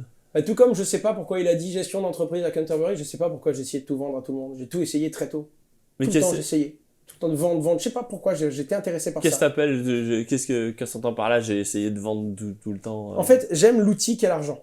Il me plaît beaucoup. Et je trouve cet outil omnipotent. C'est-à-dire que quand on comprend comment il fonctionne, on se rend compte qu'il peut tout régler. Alors bon, l'argent ne fait pas le bonheur, c'est vrai. Il y a des choses qu'il peut pas acheter. Par contre, de tous les outils qu'il y a, on peut pas créer la santé avec de l'argent, mais avec de l'argent, on peut aider beaucoup de monde qui ont des problèmes dans la santé. On peut pas être heureux parce qu'on a de l'argent, mais avec de l'argent, on peut rendre heureux beaucoup de monde. Et c'est ça qui me plaît. C'est ce paradoxe de l'argent ne rend pas heureux, mais tu peux créer du bonheur avec de l'argent. Tu peux éduquer des gens avec de l'argent. Tu peux soigner des gens avec de l'argent. Tu peux construire. Tu peux avoir des idées. Tu peux créer des choses qui n'existent pas. Tu peux dialoguer avec de l'argent. Tu peux comprendre. Et 1 euro, c'est 1 euro. Que ce soit une personne qui a ta religion, ta culture, ou pas du tout. 1 euro, c'est 1 euro. Et c'est ce qui me plaît. Tu vas au fin fond de l'Asie, tu tombes sur quelqu'un qui connaît Bitcoin. Je sais pas c'est qui. Je connais pas sa famille. Je sais pas ce qu'il fait. Mais un Bitcoin, c'est un Bitcoin pour lui aussi. Et un Bitcoin a toujours valu un Bitcoin d'ailleurs. Et c'est ça qui me plaît beaucoup dans l'argent. C'est que c'est un outil qui a une valeur que tout le monde peut comprendre. Même si on n'a pas ces mêmes codes. Donc on peut tomber ensemble, ne pas avoir le même langage, avoir beaucoup de mal à se comprendre, et pourtant, sur un objet précis, aligner notre compréhension. Et par cette compréhension, on peut avoir un vrai dialogue intelligent. Comment je peux te servir? Et viens, on arrive à créer un cercle vertueux du « je vais te donner quelque chose, et je vais essayer de te le vendre et de faire ça si bien que tu vas me l'acheter, et tu seras très content. » Et quand tu arrives à vendre quelque chose à quelqu'un, et que ce quelqu'un est très content de l'avoir acheté, qui te remercie en mode « je suis content de ce que je viens de faire », cet échange était bienveillant. On peut faire ça, ça existe. Mon plus grand rêve, ce serait de redéfinir le capitalisme et de montrer que ça n'a pas à tout brûler autour de soi. On n'a pas à tout écraser. On n'a pas à tirer sur la corde à fond avec ses fournisseurs. On n'a pas à abuser de ses collaborateurs. On n'a pas à tout le temps tricher, à accélérer la machine. Non. On peut faire quelque chose de sain. On peut transformer une entreprise en une vraie aventure. On peut apprendre avec les gens. On peut avoir des clients qui sont très très fiers de venir consommer les produits et dire je suis content de dépenser cet argent. Vous me donnez tellement plus que ce que je vous achète finalement. C'est possible d'avoir cette relation-là. Mais quand t'as 12 ans, tu penses pas à tout ça? Non, mais je le ressens. Et ça m'amuse. Et moi, je vois des gens qui ont des besoins, qui ont des ci, qui ont des là. Puis moi, je dis putain, j'ai une solution. Et je m'amuse. C'est un jeu. C'est inoffensif. Vraiment. Ça m'amuse, c'est rigolo, c'est mon jeu à moi. Il y en a qui rentraient pour faire ça, puis jouer à un jeu vidéo et tout. Puis moi, j'étais là en mode, ok, ça, je pourrais le vendre. Putain, il y a lui qui a besoin de ça. Moi, je pourrais l'avoir pour moi, mais je peux lui donner. Mais qu'est-ce que t'as fait quand t'étais gamin, par exemple, pour... J'ai fait beaucoup de trucs. Je suis pas sûr que ce soit adapté. Non, j'ai fait, il y a les petites histoires que j'ai déjà racontées sur mon TEDx, des trucs comme ça. La vente de vagin artificiel, j'ai triché sur des sites de jeux vidéo, j'ai créé des serveurs informatiques, on fait plein de choses. La toute première chose que je me souviens avoir vendue, c'était des noisettes. Des noisettes. Parce qu'il y avait, à Tchervion, il y a les noisettes de Tchervion qui sont assez connues. Et moi, j'allais, je les chopais, les noisettes, c'est au sol. Tac, gratuit. Déjà, ma production, là, j'avais un moyen de me fournir. Et ensuite, quand c'était bien, que j'avais pris le temps de les sortir, de les préparer et tout, tac, mais je pouvais aller vendre ça. Mais c'est un truc de fou. Là, ils sont tous là à se demander, oui, qu'est-ce qu'on fait demain ou quoi? Je fais, mais il y a juste à se pencher. tu les prends. Et il y a des gens qui te donnent. T'avais quel âge, là, pour les noisettes? Je vais avoir 6 ans, 5 ans, un truc comme ça. Puis après, à l'école primaire, j'ai eu d'autres idées. Puis après, j'ai commencé à voyager grâce à mon papa. J'ai découvert la Chine. Donc, j'ai pu importer des choses de la Chine et les revendre en France. J'ai fait du dropshipping 2 ans avant que ce soit devenu à la mode. Et puis, il y a eu les batteries de téléphone. Puis un jour, je suis arrivé du coup à l'internat pour garçons. Là, et puis, je dis, bon, les gars, il nous faut un business et tout. Et en fait, je crois que j'ai besoin... C'est ça que j'ai besoin de garder partout. Quel que soit le domaine des bêtises que j'ai pu faire quand j'étais jeune, fallait vraiment que je crée de la valeur. J'aime le moment où j'ai réussi à créer de la valeur, serrer la main à quelqu'un et que cette personne me dit « Ok, merci, j'avais besoin de ça. » Et là, pour revenir à la petite histoire, c'était que au début, on vendait des batteries de téléphone. J'en vendais plus assez. Et du coup, j'ai convoqué mes potes à l'internat. Donc, tu vois un peu la réunion haut niveau, tu vois. Genre, ils étaient à moitié « Ouais, les gars, on va parler business maintenant. Ouais, parlons business. » On était plus contents qu'autre chose. On buvait de l'orangina. Et on était là, bon, qu'est-ce qu'on peut faire? Ouais, à l'internat pour garçons, on pourrait vendre des godes, ce serait drôle. Internat pour garçons, tu vas en vendre 2. Tu vois, réfléchis à ton marché. Ils font, ouais, c'est stupide. Si moi, puis là, j'arrive, non, le marché, c'est qui en a besoin, comment on peut ça. Puis ils me disaient, très simple, hein. Des vaginettes en plastique. Ah, là, je peux te dire que là, tu les vends. Et c'était vrai. Il y avait un vrai time to market parce que t'arrives, t'as 14, 15 ans, 16 ans, tu poses des questions sur la vie, tu sais. Il y en a, puis il y a des gens timides qui se posent Puis c'est un sujet qui est très tabou. Moi, j'ai pas de tabou avec ça. Il y a un besoin. Je fournis. Tabou, pas tabou, qu'est-ce que je m'en fiche, moi? Et donc là, après, mais comment faut faire? Du coup, faut du silicone. Silicone, mais comment on va... Moi, je connais un importateur de silicone, un exportateur de silicone que j'ai rencontré à la Foire de Canton quand j'avais été en Asie. Donc, je prends contact avec lui, je lui envoie un mail avec du Google Traduction. C'était dégueulasse, hein, vraiment, il n'y avait rien qui allait. Mais j'y croyais, quoi. Et le mec, il me fait un échantillon. Il m'envoie ça, puis je regarde, coût d'import, et puis bon, $5 pour le faire venir, 5 ou 6 $ pour le faire venir si je prends 100 pièces. Et là, je me dis, bon, là, je casse la tirelire. Là, je mets 6 ou 700 $ et c'est parti, là. Là, on importe de la vaginette. Très, très compliqué. Très, très compliqué. Mais c'était une idée toute bête. Et il n'y avait pas rien de méchant derrière. Et puis là, j'ai découvert un marché avec la phrase fétiche du « Ouais, je t'en prends, c'est pour un ami. » Tout le monde, c'est fou le nombre d'amis qu'ils avaient, ces gens, quand même. Et puis bon, Et là, j'arrive sur un truc, et sans le savoir, parce que moi, c'était plus du j'achète, je vends, je fais ma marge. Mais j'arrivais à un truc où on les vendait 75 €, les trucs, je les payais 4 $. J'avais vite compris que c'était intéressant, enfin c'était bien de faire du CA, mais c'était mieux de faire de la marge. Et là, il y a plein de gens qui... Et puis je me souviens d'un gars qui avait été honnête avec moi, qui m'avait dit, tu vois, moi j'ai jamais eu de copine, moi j'étais dans mon coin et tout, il y a plein de questions dans la vie où j'ai pas de grand frère pour en parler, Puis il est venu me voir, puis il m'a dit, merci. Il m'a dit merci, parce que moi, ça m'a ouvert la sexualité, du coup, je me suis renseigné, puis j'ai découvert les sites internet, puis il m'a dit, avec ta connerie, et je me souviens, parce que j'étais vraiment pas bien, parce que le lycée s'en est rendu compte. Et il y a eu, évidemment, des conséquences plus graves. Parce que, mine de rien, c'est plus drôle. C'est plus drôle quand tu as... Puis moi, il y avait... Mais t'avais quel âge? Lycée, c'est 16 15 ans. Ouais, 16 ans. Ouais, 16 ans. Et c'est illégal? C'est pas illégal, mais c'est profondément... Enfin, c'était vu comme profondément malsain à partir du moment où j'ai commencé à payer des professeurs et des pions pour revendre à ma place. Là, Mais oui, mais il fallait augmenter la... En fait, tout vient de la confiance, surtout sur un produit comme celui-là. Les profs et les pions? Oui, j'ai pas envie d'aller plus loin dans ces détails-là. Tout s'est très bien fini pour tout le monde et c'est cool. Il n'y a jamais eu aucun problème et c'était bon enfant. C'était vraiment bon enfant. Le truc qui était devenu un petit peu grave, c'est que j'avais modélisé le truc. Je savais que mes stocks arrivaient en début de semaine, fallait quelqu'un pour les rapporter de la maison. Ma mère devait pas le voir, donc on cachait ça derrière la moto de mon père. Ensuite, du coup, je commençais à avoir un petit peu de moyens, donc j'avais des mecs majeurs qui allaient les chercher en voiture. On les cachait à l'internat et le matin, le soir, j'avais une grille de demande. Je savais que j'en avais vendu 6 ou 7, 8, 12 pour la veille et je descendais puis je fournissais sous le manteau. Et puis papa, ça va, puis après on a le cash, puis ensuite le cash, comment on fait? Faut le mettre sur des comptes, sauf que le problème c'est que j'ai 15 ans, donc la banquière quand elle me voit arriver avec des billets, tac, bon, faut une personne morale, c'est illégal, je vais pas créer une entreprise de vente de vaginettes à 16 ans, c'est pas possible. Donc on commence à structurer le truc. Et naturellement, je me rends compte que comme toute organisation, ça prend une structure, ça prend forme, ça doit être géré, tu dois avoir une gouvernance, ça doit être bien pensé, tu dois laisser une commission raisonnable, mais pas trop grosse pour pas que quelqu'un ait envie de te doubler, parce qu'il a pas les contacts en Asie, mais moi je les ai, et ça s'est organisé. Et à un moment, je vendais moi, puis très vite, j'ai compris. J'ai pas assez de gens qui me font confiance pour vendre ça. On va pas acheter une vaginette à quelqu'un qu'on connaît pas. Surtout quand on est un gosse et qu'on rigole. Et puis après, du coup, j'en ai parlé à des pions. Les pions, ils connaissent tous les élèves. Les pions, t'as confiance en ton pion. Ton pion, c'est ton pote. Et lui, du coup, il vend beaucoup plus. Et puis à un moment, j'étais là, et puis j'ai dit, mais en fait, c'est la confiance, le truc qu'on doit réussir à bien comprendre. C'est ce fluide-là, c'est la confiance qu'on doit bien comprendre pour vendre ce genre de produits qui tiennent de la discrétion. Et du coup, naturellement, on a eu un prof qui a joué le jeu, et puis ça s'est bien passé, ouais. Mais bon, très rapidement, ça s'est arrêté. Je me suis fait, et là, heureusement, mon père a encore été une fois très très intelligent. Parce que c'était considéré comme très grave, l'administration a voulu envoyer un message fort. Et du coup, il y avait deux moyens. Ça l'a fait marrer, mais devant, moi, je risquais l'exclusion définitive. Je vendais des vagins à tout le monde, tu vois, ça va pas. Tu peux pas faire ça à 16 ans, tu dois comprendre que c'est une bêtise, tu vois. Et moi, j'étais là en mode, non, c'est pas une bêtise, je ne vois pas le mal. Je ne le voyais pas, je rends service à des gens. Et là, d'ailleurs, il y a eu ce moment-là où j'étais vraiment pas bien parce que j'allais rentrer du coup dans mon conseil. Enfin, je savais pas comment ça allait finir pour moi, quoi. Et mes parents arrivaient, et puis tu verrais les bras de mon père, il y avait de quoi stresser dans le dos. Et là, il y a ce mec qui m'a dit, ah, je voulais te dire et tout, je sais que tu vas avoir des problèmes parce que t'as fait et tout, mais genre, merci. Comment ça, merci, j'ai pas compris. Et là, le mec, il m'a dit, ouais, j'avais besoin, en fait, moi, qu'il y ait quelqu'un qui me propose et qui vienne me parler de ces sujets un petit peu tabous que j'avais pu aborder avec personne. Et toi, tu m'as pas regardé comme si j'étais un gosse bizarre qui se posait des questions sur la sexualité. Non, tu m'as vu comme quelqu'un qui avait un besoin et toi, t'avais des solutions. Et là, j'ai dit, mais c'est ça que j'aime dans le truc, en fait. Qu'est-ce que c'est bon. Qu'est-ce que c'est incroyable, cette situation-là. Et d'avoir ce retour du merci pour le... Putain, j'étais un gosse, j'avais fait un truc que les gens voient comme sexuel, mais pour moi, ça avait une toute autre signification.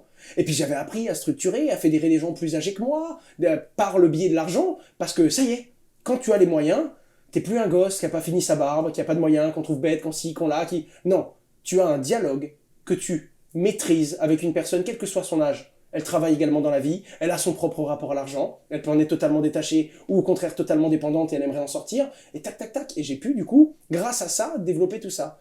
Et bon, j'arrive dans ce fameux conseil-là, et tu leur expliques ton business plan? Là où je me serais fait, alors, je l'explique assez, mon père m'a demandé, il m'a dit non, explique-le quand même structurellement, parce que ça a une valeur. Fais un PowerPoint. Ça a quand même une valeur, et les gens comprennent que c'est pas j'ai fait une bêtise grave, je sais même pas que, non, c'est structuré le truc, on a bien pensé, on fait attention à tout le monde, on abuse de personne dans cette histoire. On a une certification. C'est c'est structuré, ok? D'accord? Vous voulez voir le business plan? L'organigramme? On va faire une levée.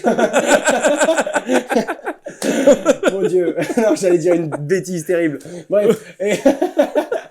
Bref, on arrive et puis bon, on dédramatise le truc. C'était bienveillant, il n'y a pas de souci. Globalement, là où ça allait être grave et que ça risquait mon exclusion définitive, mon père a été volontairement tellement virulent avec moi devant ces gens, que ces gens ont compris que la vraie punition de la vie, j'allais l'avoir en interne. Et puis quand je suis rentré dans la voiture et que mon père m'a dit, t'as compris pourquoi j'ai été comme ça? Enfin, mon père, il m'en a mis une bonne, hein. Vraiment, hein. Devant les autres. Ouais, et puis globalement, bien sûr que j'ai compris. Déjà, il m'a pas tué, heureusement, et puis il y avait qu'un seul moyen que je sois pas viré définitivement, c'est qu'ils se disent profondément, si on le vire définitivement, il va le tuer. C'est sûr, il rentre à la maison, il le tue, le petit. Et voilà, du coup, j'ai pas été viré, c'est bien passé et tout. Enfin, ça a été un petit peu compliqué, mais j'ai pas eu d'exclusion définitive et ça a pas entaché le reste de mon truc. Et là, mon père m'a dit, tu vois la limite que je te dis qu'il faut pas franchir dans la vie. Elle était là. Là, t'étais tout près. Tu vois, là, vraiment... pas loin. Et du coup, 3 mois après, il y a eu l'histoire avec le broker, là, qui en a volé de l'argent. Et là, il m'a dit, tu vois la limite, ouais. Ben là, t'as même été derrière, pendant quelques instants. Bref. Et toujours des petites histoires un petit peu atypiques. Celle-là, je la raconte beaucoup parce qu'elle fait rire, parce qu'elle plaît, parce que c'est un petit peu... Et puis, il y a Grégory Raymond chez Capital qui avait écrit, qui avait fait un article sur moi, qui avait dit de la vaginette à la blockchain. Sacrée histoire, tu vois. Et non, c'est vrai que c'était un peu atypique, mais bon, il y a eu plein de trucs totalement normaux, dont je parle pas, parce qu'en fait, c'est normaux et c'est juste nul, quoi. Je vendais des points sur des jeux vidéo, je vendais des pièces d'or sur World of Warcraft, j'avais monté mon propre serveur Minecraft, on a eu 140 000 joueurs, et j'ai géré un staff de 40 personnes quand j'avais 14 ans. Ça, c'était même avant les vaginettes, quoi. Et là, c'est là que je me suis dit, ok, on peut fédérer n'importe qui si on ne lui manque pas de respect, si on l'écoute et qu'on comprend lui qu'est-ce qu'il vient faire là, et qu'on lui propose de s'aligner sur un objectif commun et sur ces fameuses valeurs qui me tiennent tant à cœur. Et quelle que soit la personne, si on comprend ce triangle-là et qu'on essaye de l'accepter en disant, ok, moi je suis comme ça, est-ce que ça te va, est-ce que ça te plaît, est-ce que tu penses qu'ensemble on peut faire un truc, eh ben on peut parler à n'importe quel être humain, on peut dialoguer avec n'importe quelle personne et on peut aller ensemble et construire ensemble un truc qui... En fait, 1 plus 1 égale 3, quoi, avec l'être humain.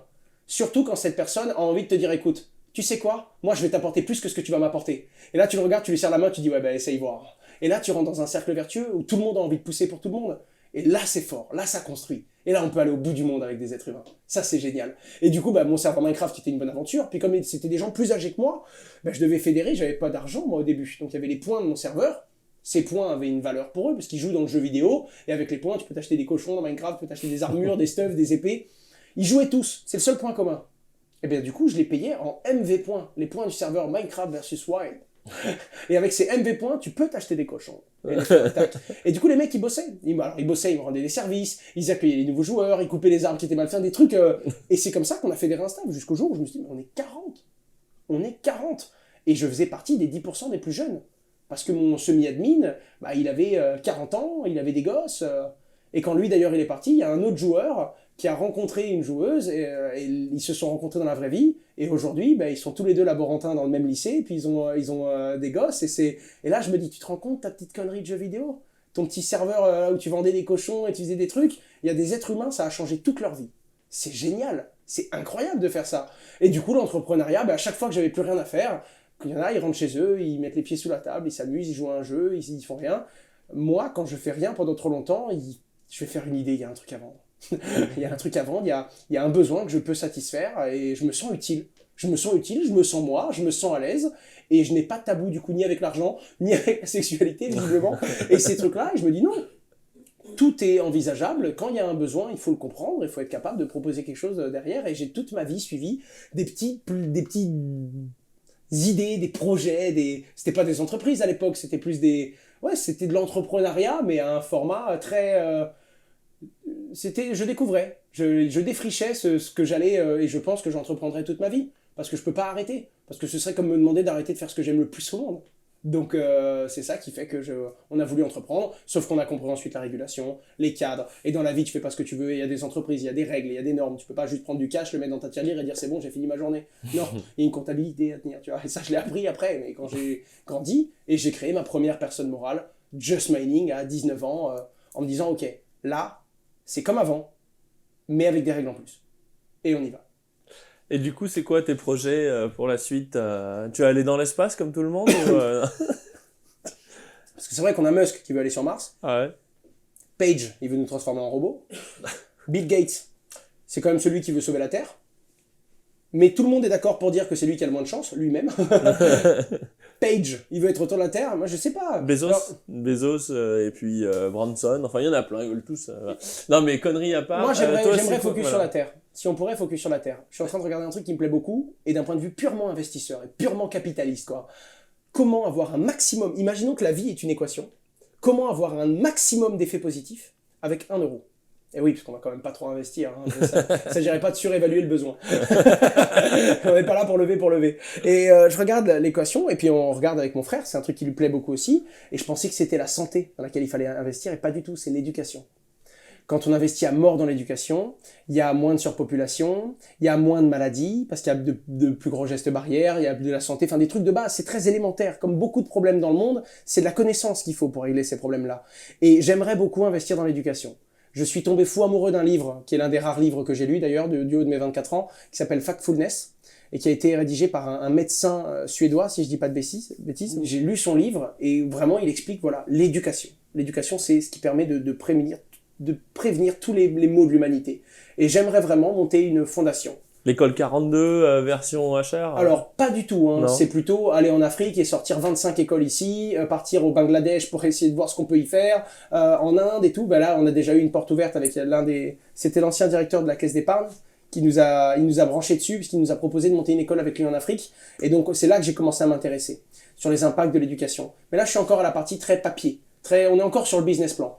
Parce que on va pas partir dans notre tombe avec notre argent. L'argent, c'est un outil. C'est l'argent qui va nous servir toute notre vie. On le servira jamais. C'est lui qui nous servira. Et donc, autant utiliser ce pognon pour faire une belle histoire, quoi. Puis aussi m'amuser.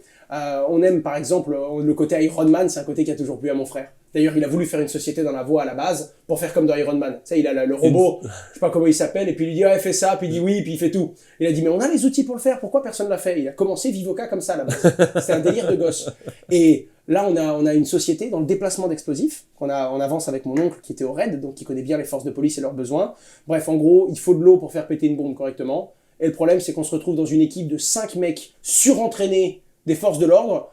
Et il y en a un, c'est un porteur d'eau, c'est stupide, tu vois. C'est un mec qui est surentraîné, il doit être opérationnel. Et au lieu de donner tout l'eau à un gars, autant faire un dispositif qui va casser l'eau en 5 petits modules. Chacun peut porter ses 7 ou 8 kilos d'eau sans perdre toute sa mobilité et donc son côté opérationnel. Et avec un simple module, le rassembler d'un coup pour le mettre sur la charge explosive et pour faire péter la bombe quand ils ont besoin de la faire péter. Et on avance là-dessus. On gagnera jamais d'argent avec ça. Et pourtant, on y met du temps et on va y mettre de l'argent. Mais c'est cool. On s'éclate. On a envie d'être un peu comme Iron Man quand il y a la bombe qui pète derrière lui. Et c'est ça qu'on va chercher. On veut s'amuser, toujours en suivant notre ligne de conduite.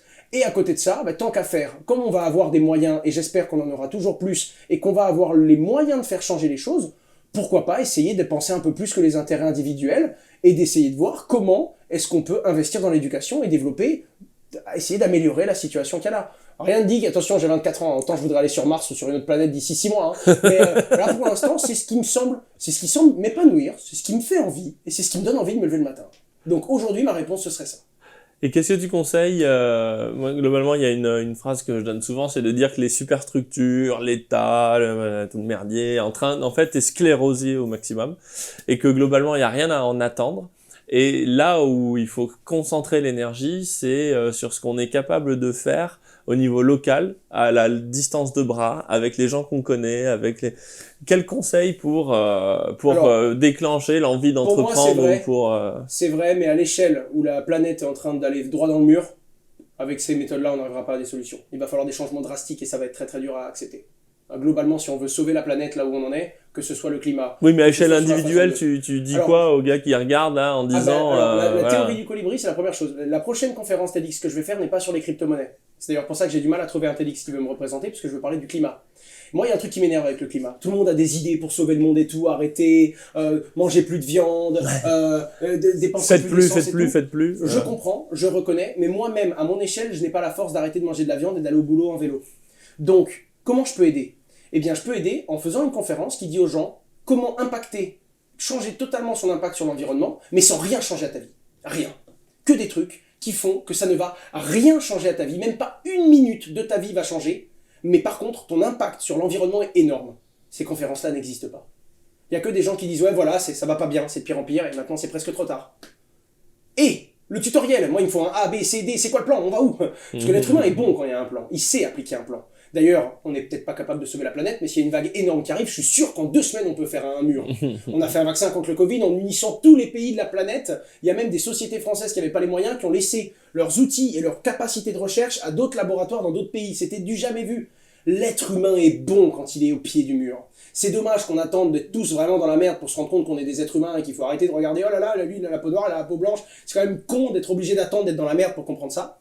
Mais bon, malheureusement, c'est la société, ça avance comme ça. Comment tu diminues les émissions de carbone sans rien changer? Alors, les émissions de carbone, il y a plein de choses individuellement, mais très simplement, sans rien changer, tu mets ton téléphone en mode sombre. 2 secondes pour toi. Déjà, tu vas gagner à peu près 10% de batterie par jour.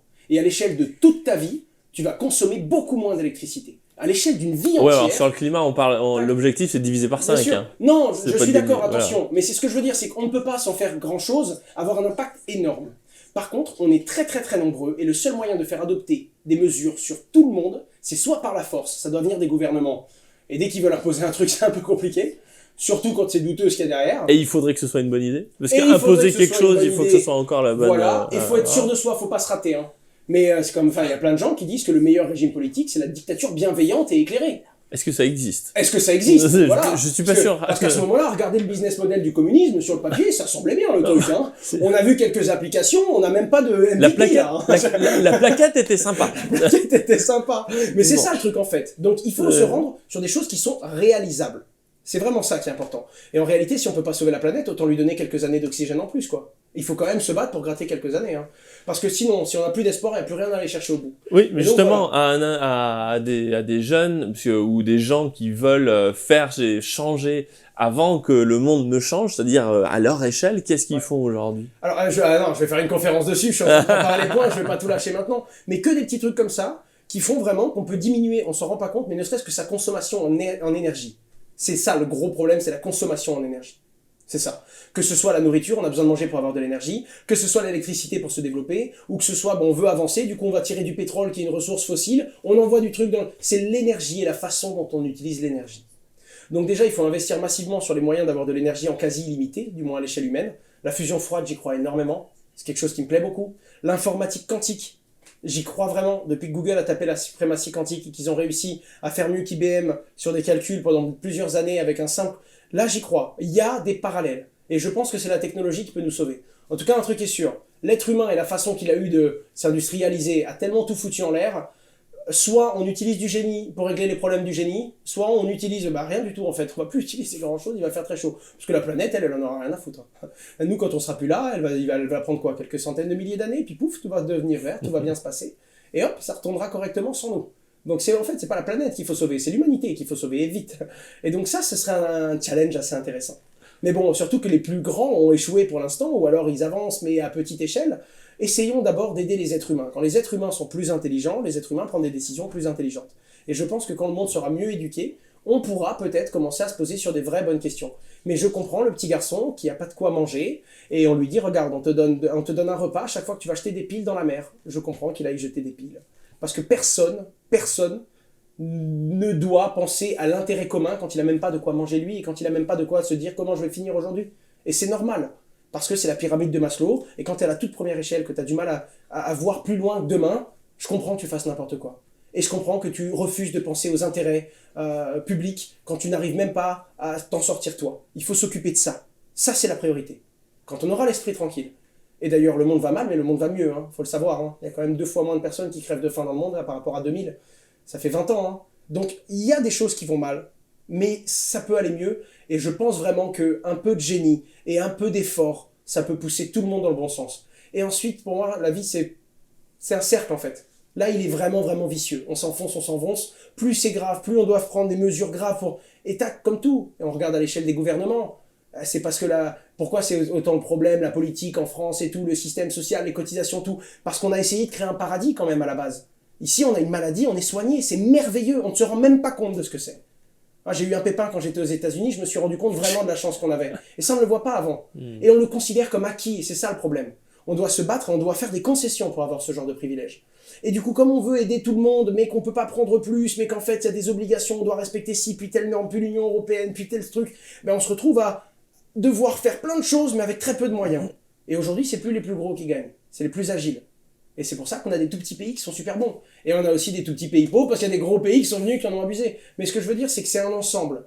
Et c'est très très dur parfois, mais si on arrive à inverser ce cercle vicieux et de se dire, ok, maintenant le temps joue en notre faveur. C'est comme une entreprise qui consomme plus que ce qu'elle rapporte.